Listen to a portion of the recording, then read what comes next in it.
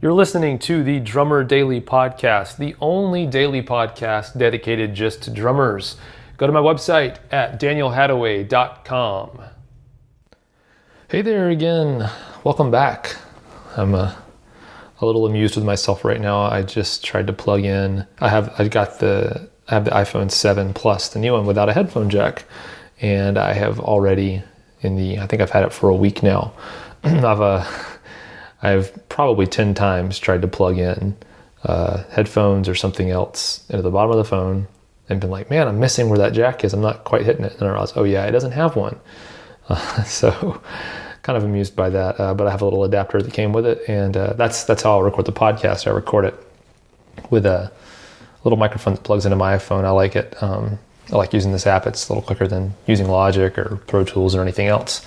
But today I wanted to talk to you about this last week. I played at church, and like I do for everything I do gig-wise, whether it's church or a real gig or a professional gig or whatever it is, before I do the gig, I always listen through the songs, and I create click tracks with the app that I use for click tracks, and get them all put together in a playlist, get them all ready to go so that I can show up for the gig or show up for Sunday morning ready to go, ready to play. And like always, on Saturday I did that for Sunday morning. But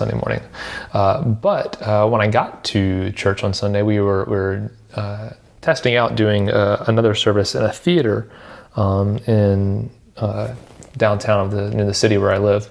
And this was like the first kind of pilot service, just kind of seeing how it goes. And what I didn't know beforehand was that they actually don't have a way to use in-ear monitors. They just have floor wedges. So it kind of freaked me out a little bit, only because you get ready and you kind of rely on the click tracks to help remind you what the tempo of the song is and stuff. And there was a bunch of new songs that I didn't know, and so I was kind of freaked out by it. But you kind of have to go with the flow. But what was interesting was that after I kind of got into it, I realized that it was actually really enjoyable. And it was nice to hear my drums kind of out in the room, getting played out into a room. Especially this theater was designed, with acoustics in mind. So it was designed to be a really nice sounding room.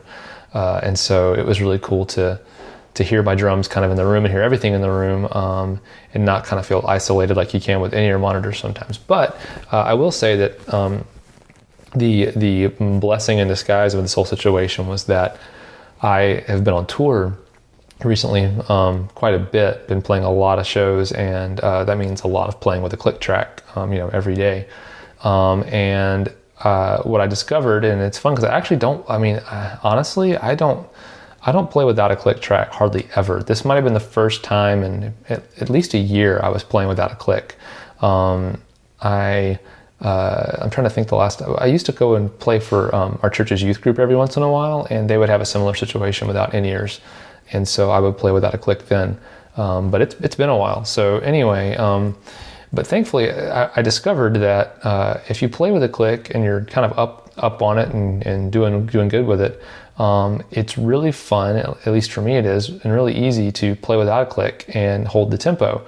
I remember when I first kind of got used to playing with a click, but wasn't playing with it a lot, I felt great playing with a click, and I actually kind of used it like a crutch to not really think about tempo. I just knew if I stuck with a click, I'd be fine. And then I'd play something without a click, and it would be like a mental exercise to focus so hard on playing on tempo without speeding up or slowing down. It actually probably made it worse by thinking about it. But this time, this Sunday, since I've been playing so much, I felt like kind of my internal metronome was doing pretty well, and I was able to play without the click track and really enjoy it and not really think about the tempo too much. It also helped that the worship leader, who also played acoustic guitar, he was really solid with his tempo. Even if he started maybe too slow or too fast or whatever, if he thought that, he never let on, he never sped up or slowed down. He stuck with whatever he started with, and so it made it really easy to play and think about other things. And like I said, it was really cool to hear my drums out in the room.